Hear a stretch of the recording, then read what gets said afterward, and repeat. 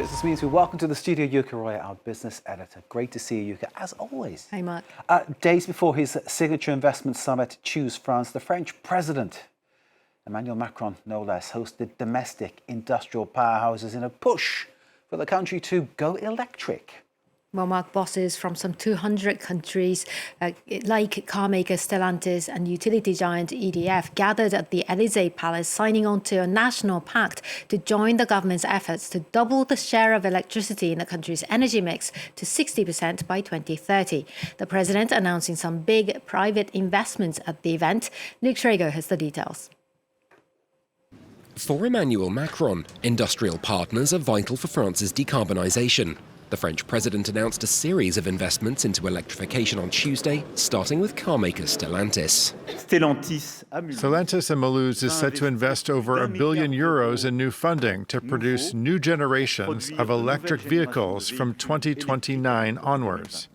This represents a commitment to this strategy, producing electric vehicles in France and introducing new models. The French government unveiled a roadmap towards lessening France's reliance on fossil fuels earlier this year, seeking to majorly boost the use of electricity by the middle of next decade. With French manufacturers expected to produce 400,000 electric vehicles by next year and 1 million by 2030, Macron also announced that France was aiming to deploy a total of 400,000 charging sites on the same timeline. State energy company EDF is also involved, announcing an initial investment of €240 million to help industrial sites make the electricity transition, as well as help homes to purchase versatile yet pricey heat pumps, which come with average installation costs of €15,000. The French people will choose, and I believe that we must trust them, because it's good for purchasing power, it's good for competitiveness, and it's good for the country's independence. France is doing better than many countries when it comes to energy prices thanks to its expansive network of nuclear reactors. With the war in Iran about to spill into its fourth month, fuel costs have rarely been higher. Giant BP has fired its chairman. Well, BP announced the removal of Albert Manifold with immediate effect, citing serious concerns about governance standards, oversight and conduct. In a statement, the oil giant didn't give details about those concerns, with a senior independent director saying that while the executive had helped bring a welcome focus and pace to BP's transformation, the board had been, quote, surprised and disappointed to learn of these issues it deemed unacceptable. Manifold assumed the role less than a year ago and oversaw a major reset in BP's strategy, scrapping a plan to massively increase renewable generation and redirecting the focus back to fossil fuels. It's the second time BP has ousted a senior leader over conduct reasons. In 2023, then CEO Bernard Looney stepped down over allegations he had failed to disclose romantic relationships with colleagues and was denied £32 million in pay.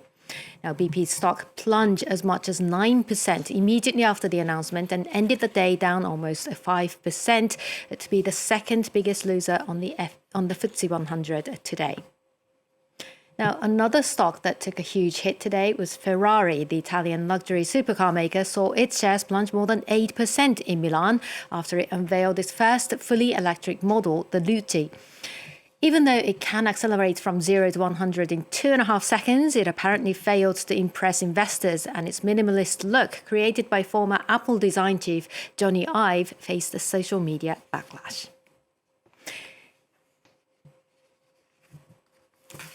I think it looks quite nice. So tell us about the oil markets. Well, the situation in the Middle East continues to drive crude prices, with Iran threatening to retaliate against the latest US airstrikes. The North Sea Brent, the international benchmark, has bounced back up above $100 a barrel earlier in the day after a sharp fall the day before. The US's WTI, which didn't settle on Monday due to the holiday weekend, is down by 3% compared to Friday's settlement. Sri Lanka's central bank has sharply raised interest rates, and this has surprised the markets. Yeah, the disruption in energy supply caused by the Iran war has led to a surge in inflation in many countries, and expectation is rising for monetary policymakers, including in Europe, to raise interest rates. But Sri Lanka's central bank stunned markets by raising its policy rate by a full percent to 8.75%, the biggest increase in 3 years. The bank's chief said the aim was to slow down and curtail excess demand as inflation jumped from 2.2% in March to 5.4% last month. The nation is only just recovering from its worst economic crisis in history, and monetary tightening could hamper its fragile growth. Sri Lanka is fully reliant on imported fuel, and its economy has taken a hit from the Middle East conflict across many sectors. Sri Lanka is extremely vulnerable to a continuation of the conflict in the Gulf because we are exposed not only in terms of the items we import, fertilizer, and the growing season is just about to start.